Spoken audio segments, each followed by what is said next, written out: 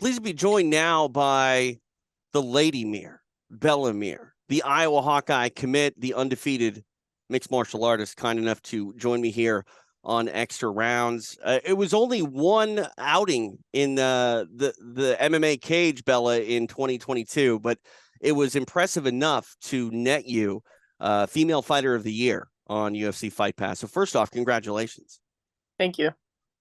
I mean, it's been a crazy year, and I think that there are a lot of different sort of things that go into becoming fighter of the year. They're intangibles. Yes, obviously your performance in competition is very important, but you committed to Iowa, part of their wrestling team. By the way, I'm married to a Hawkeye, and the UFC has a sponsorship with the wrestling program. So full disclosure, we're big Hawkeye fans around here. But that is actually one thing that I think has gone to sort of aid you in getting this title of Female Fighter of the Year, because you're doing multiple things outside of just pursuing a mixed martial arts career. Yeah, I'm wrestling obviously at Iowa right now. And I actually have a tournament tomorrow and Friday. I'll be wrestling at all day. And constantly just doing jiu-jitsu tournaments. I actually went to nationals for jiu-jitsu. I went to American Nationals the weekend after my fight in this past year in June, and it was on my birthday.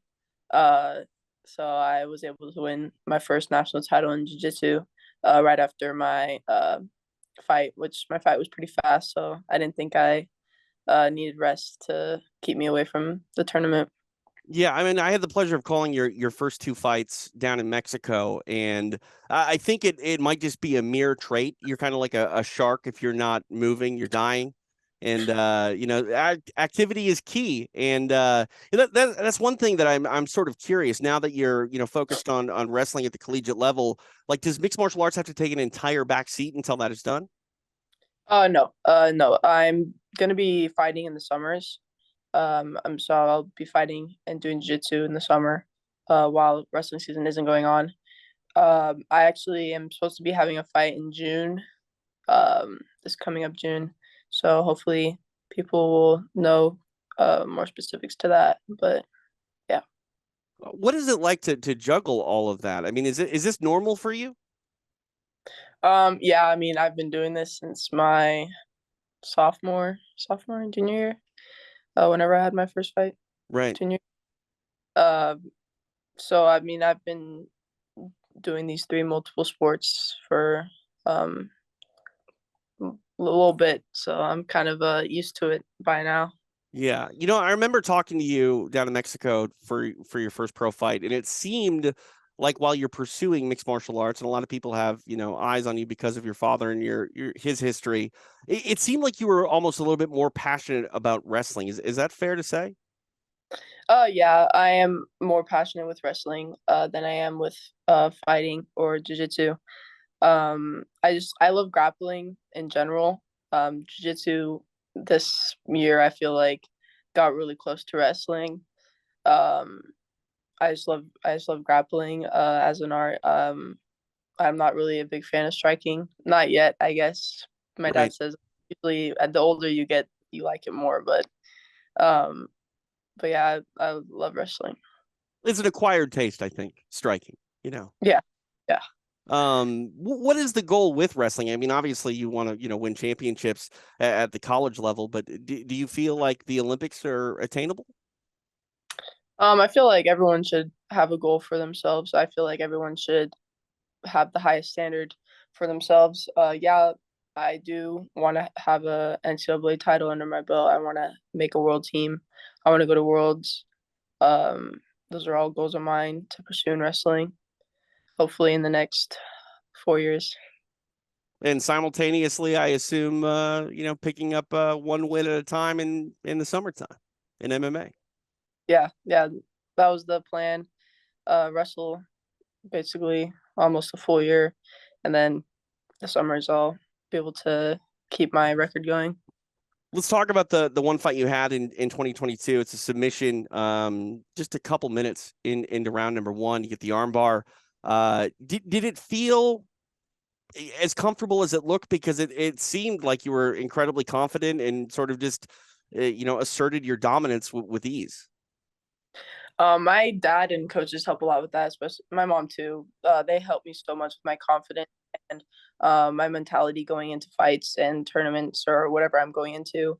I always love when my dad talks to me before fights and gets me going, and the confidence both my parents and my coaches give me. It helps a lot to really get into the fight. And honestly, I just love smiling when I'm out there. People tell me I'm smiling more than I am serious when I'm fighting, because I feel comfortable when I'm smiling. I feel comfortable when I'm loose and just having fun and living in every moment. I looked into the crowd before the fight even started just to live in that moment because I Right. knew it wasn't going to be for long. It's pretty cool to see you, that at home, and also like with your family, your dad, right alongside of you. You talked about a very special relationship with your mother. Did she like? I kind of got the vibe that she almost pushed you more than your dad in competing and being at this high level. Oh yeah, yeah, yeah. My dad, he wanted to push me away from fighting. He didn't want me to fight at all. He didn't want me to wrestle.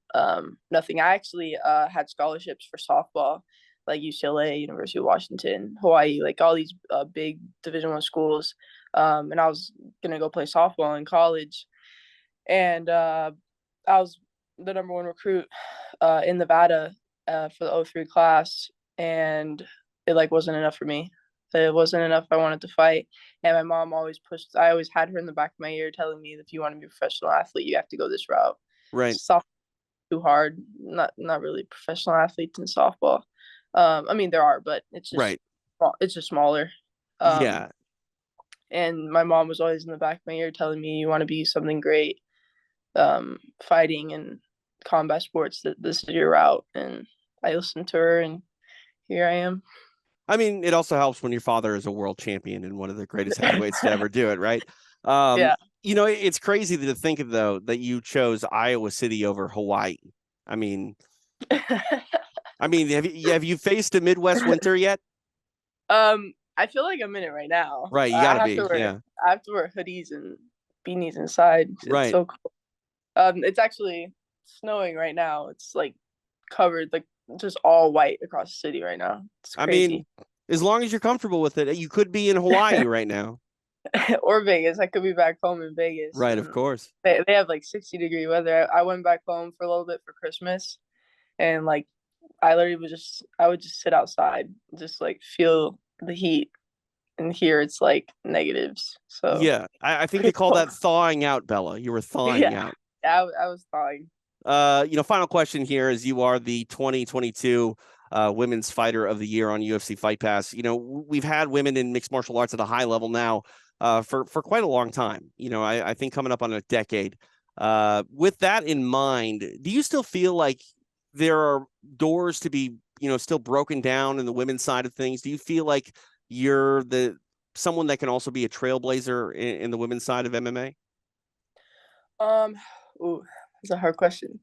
I feel like I can inspire girls more to get into fighting, especially on the wrestling side. Because we haven't really had much wrestlers. We had obviously Sarah McMahon and Right.